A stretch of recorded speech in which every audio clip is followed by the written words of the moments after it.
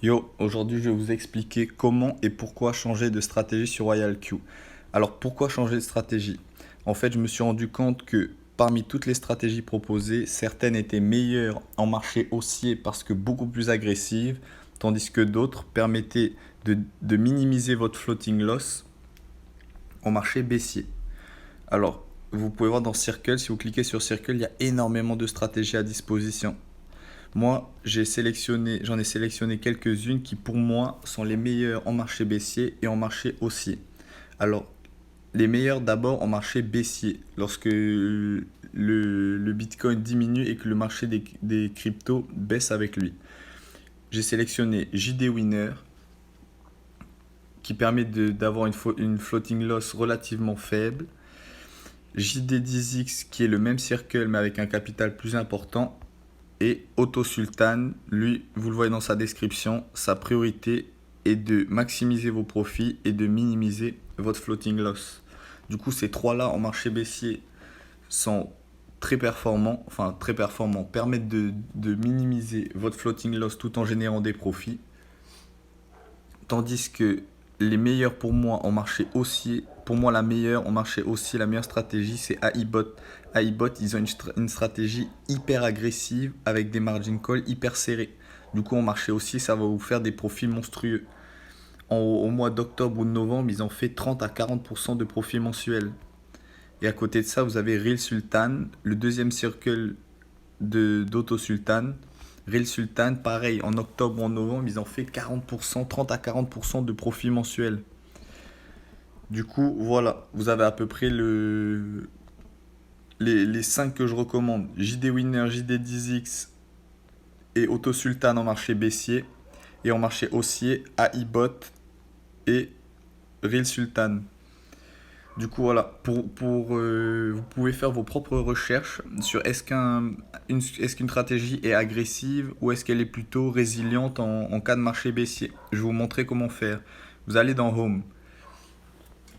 Imaginons que je sois synchronisé. Là, en ce moment, je suis synchronisé normalement pour l'exemple avec AIBOT. Je vais juste vérifier. Voilà, je suis synchronisé avec AIBOT.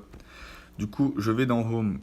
Vous pouvez voir que là, sur TRX, je clique sur TRX, le nombre de margin call est de 32. Du coup, je vais dans Trade Setting, Margin Configuration, et vous pouvez voir sur AIBOT, les margin calls sont hyper serrés. C'est-à-dire que la première margin call va être à 0,66% de baisse, il va l'acheter deux fois. La deuxième à 0,75, il va l'acheter 0,5 fois. Quand vous voyez comme ça que les margin calls sont hyper serrés entre elles et qu'il y a énormément de margin call, ça vous confirme que la stratégie est hyper agressive. Du coup, qu'est-ce qui va se passer en cas de baisse? Vous allez avoir énormément de positions dans les 10 premiers pourcents de baisse et donc la majorité de votre capital investi qui va être bloqué, ce qui va vous amener à une grosse floating loss. Du coup, voilà comment voir si une stratégie est relativement agressive ou si elle est plutôt résiliente, si elle est plutôt safe. Maintenant, je vais vous montrer comment changer de stratégie. Imaginons que j'étais sur AIBOT parce que le marché était haussier. Donc, j'ai fait énormément de profits. Là, je fais mes analyses et je me rends compte que le Bitcoin va se retourner à la baisse et entraîner avec lui l'ensemble du marché des cryptos. Qu'est-ce que je fais? Alors, d'abord, je vais dans Circle, je vais sur iBot, Strategy for iBot, je clique sur Cancel Sync, je cancel ma synchronisation. Une fois que c'est fait, je reviens dans Home, je clique sur Home, je vais sur XTZ et là, je clique sur Stop Margin Call.